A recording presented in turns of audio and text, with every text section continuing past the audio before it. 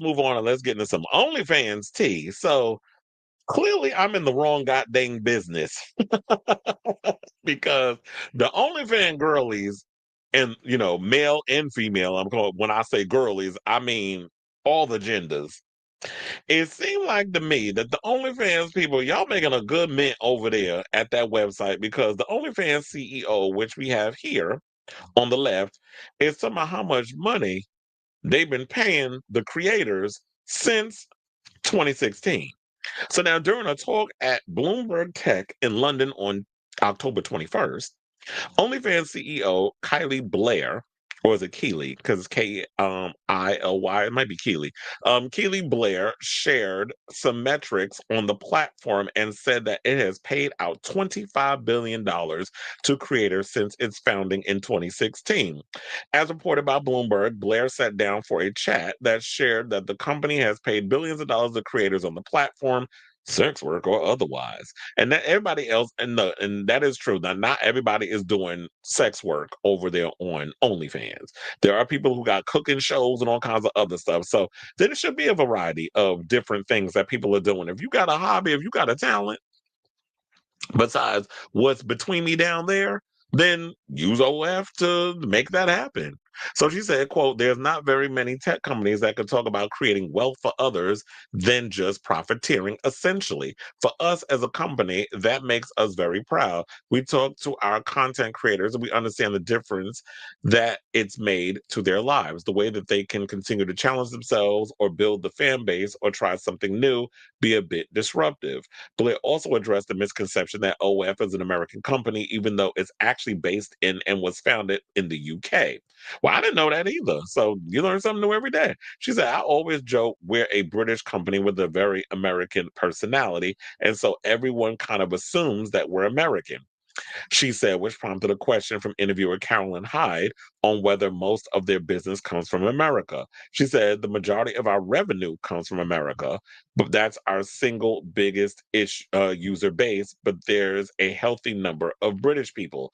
And I'm not surprised by that because with the way our economy is and the fact that people ain't really making a living doing regular jobs, we hear so many stories about how so many people have started OF channels or OF pages and have had bigger success selling content, whatever it may be. But mostly, let's stick to the corn because that's where it seemed like a lot of people associate OF with. More people make money prostituting because if you thinking you're not a prostitute, by basically because you are selling yourself on anything you selling yourself for, you are a prostitute in some sort of way. Prostitution should not have a negative connotation because anytime, like even me selling myself on YouTube, in a way, I am a form of a prostitute. I just got my clothes on. So, and I do make money from the ads and all the stuff on YouTube when I do my videos. So, um, yeah, it shouldn't be a negative situation, and we got to stop looking at sex work as a bad thing too, because it is the world's oldest profession, quiet as it's kept. So, she also stressed that while much of the content on the platform is pornographic, it's not the only content that creators are using the platform for. She was joined on stage by cricket player Tymal Mills, who recently partnered with the platform. He remarked that many athletes are looking for other ways to make money, which echoes what a WNBA player Liz Cambridge said when she was recently asked if she made more money from on OF than she did playing basketball. Well, female basketball players don't really make a lot of money in the NBA, in the WNBA anyway. Not the type of money that LeBron James or Jalen Brunson or somebody will be making. They don't even do even some of the girls like Caitlin Clark and them, I'm sure that they're not even making a whole lot of money doing from the WNBA. She said, the WNBA salary, it's not that hard to make more money doing anything. She said when asked by TMZ Paparazzi if it's true she made more from OF than she did during her entire WNBA career. She said, I feel like women gotta make more money playing the sport they love. And yeah, that we can sit up here and talk about the pay disparities between women and women athletes versus men athletes. Men always make more money. I feel like when it comes to females and entertainment, it seems like there's two professions that I can think of off the top of my head where women make more money than the men. Heterosexual pornography. Women are always the bigger stars and always made more money than the men, hence why men go over to the gay stuff. Or back when when studios were popping. Now it's like, OF and JFF, nobody uses Orson Welles thing anymore because he's busy in jail trying to fight to stay alive. So, and all the other conglomerates, you know, the men always make more money in that situation. But corn is when we make more money.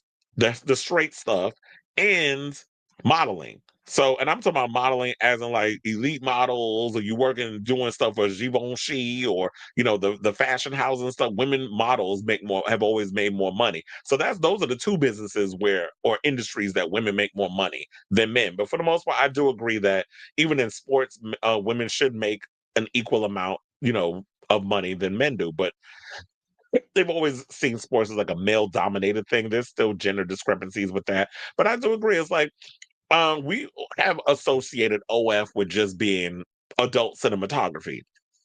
But it is good as like, yeah, I think we need to use OF for other things as well. Like I would like the idea of like artists going like, you know what, if I go and make like if you have a specific fan base, and I know like a lot of artists use TikTok or whatever the case is to push their music or whatever the case is, why can't artists be like, you know what, I have an OnlyFans on an OF channel. As like you got to be careful with that because algorithms and things. I believe that saying the whole name out loud, and I probably said it a couple of times already. So hopefully I can monetize this video. But OF, I feel like why not be like if you're I don't want to use a big mainstream artist because Beyonce, Taylor Swift, and them, they'll always have a fan base that'll buy whatever they put out for the most part.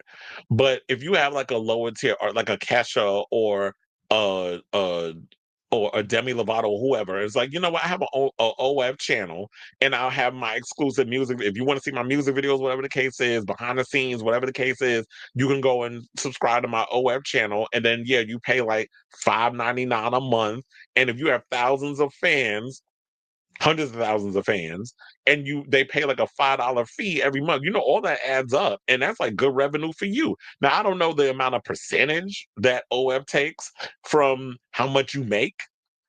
I can't remember that. I mean, I can't remember off the top of my head, but I'm sure there's like a big percentage or whatever. And I've heard that was a complaint that some content creators have, the amount of percentage that OF takes from how whatever the revenue is that you make from that whole thing. So it's like, yeah, everybody is getting this whole stage of entrepreneurs, being entrepreneurs and having their own situation and creating. And I know some people even have moved from OF and there's like, you know what, let me just create my own website and put my content there and make money that way. So that way, and I have stuff coming out in that whole situation. So I don't have to there is no middleman. It's like everything comes to me, which is like you see more independent artists doing that, where it's like I get 100% of the proceeds in that whole situation. Was Iggy Azalea at one point doing OF? Well, I think what she was doing with her music, but I think that would be a good idea. Like if you're a sexual artist, like a Brooke Candy, I think Brooke Candy actually has an OF. And they could put like more if you are someone who is very sexual, if you do like, if I'm the electronic music EDM version of Lil Kim, and I'm doing like hyper pop and all that stuff, but my lyrics are a little more explicit, and I want to show videos of like naked people up in there, naked dancers. We doing sexually suggestive stuff in the videos to kind of play up that whole vibe of my persona. Then it's like, yeah, I would use OF for that because you get to see the more explicit videos over there that I can't put on YouTube. So I gotta agree with that. And I'm like, chill, $25 billion. Like I said, I'm in the wrong damn business. The amount of money I could be making over there being a hoe. But anyway, so I say all this to say, what do you guys think of this story in regards of the OF CEO saying how much money they've been shelling out to creators since 2016? And they coming up on the 10-year mark next year of how much money they've been paying. So wait, I didn't even realize it. I'm like, so OF's been out since 2016. I didn't even realize that because sometimes there'd be companies that be around and they'd be like, wait, these companies been around for a long time. And you don't realize it because then it's like once the company becomes popular, you start to pay attention to it. So I thought like OF came out like maybe a couple of years ago. I didn't even think like 2016 was when it was launched. So yeah, let me know what you guys think of this story in the comments down below.